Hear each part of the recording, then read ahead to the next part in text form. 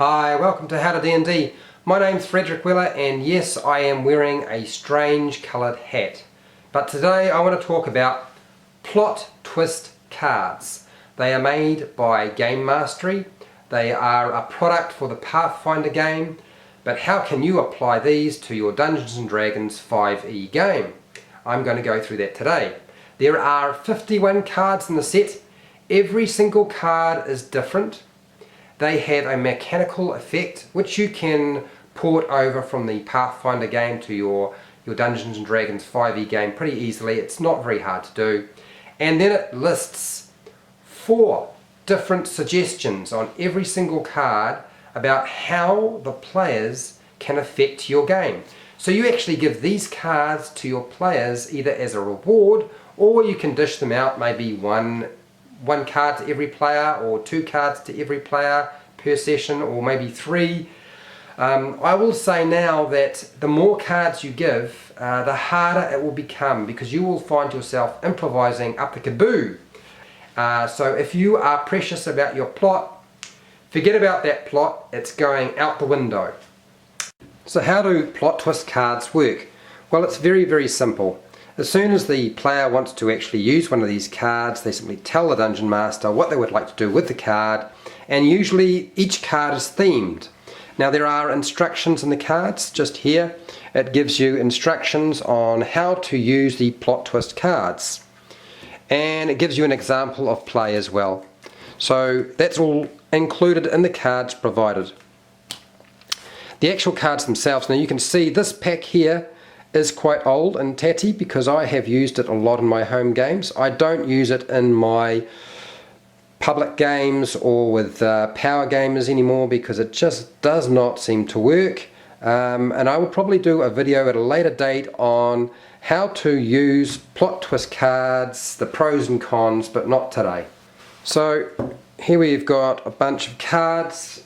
As you can see, the first thing on here at the top in the black is a mechanical effect. So this card says sudden recollection, and basically the black section says target receives a +20 insight bonus on the next knowledge skill check it makes. So yeah, quite handy. There are some options in terms of changing reframing the story, and they're just suggestions. So as long as it goes with the spirit at the top, which is a sudden recollection, you would allow your player to actually play this card and change your story in some way.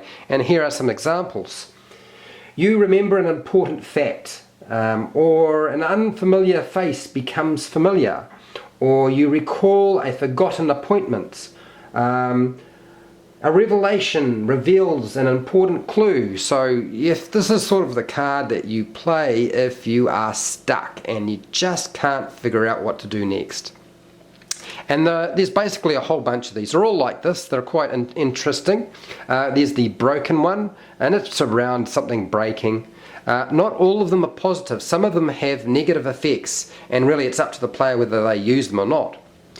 This is switching sides, so affecting maybe the side that the NPC is on and getting them to switch sides onto the player's side, or vice versa. I've seen players do it either way. A fork in the road. We've got not as it seems. There is a card in here. Here it is, the plot twist. This is like the granddaddy of all plot twist cards.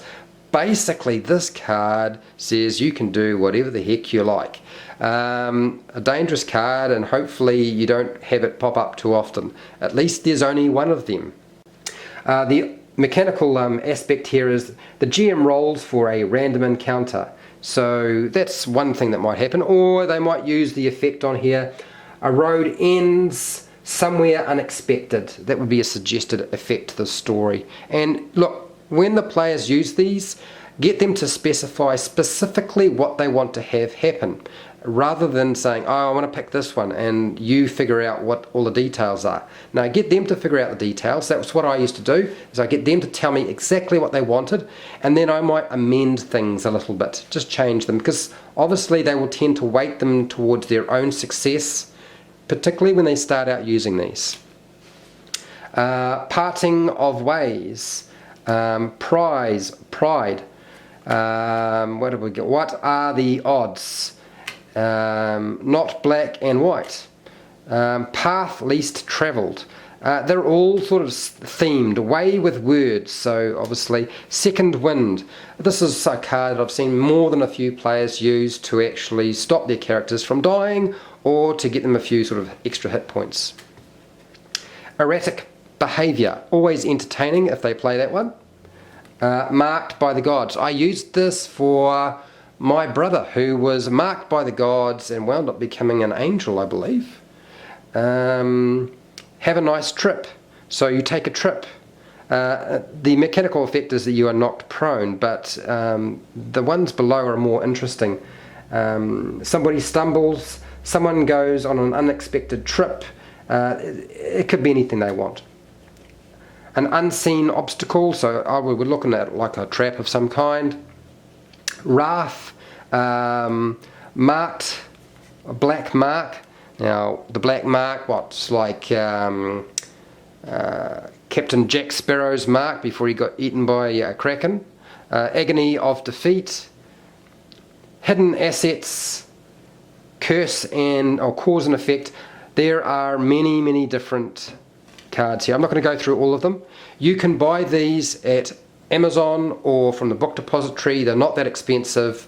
I highly recommend them. They are a lot of fun. So that's everything I have on plot twist cards. If you found this video helpful or informative, please share, like and subscribe. Gosh, how many times have I said that? It must be quite annoying for you who has to listen to me saying the same thing at the end of every single video. Anyway, make a comment below if you have actually used plot twist cards of some kind in your game, allowing your players to actually affect the outcome. And till next time, keep rolling those 20s.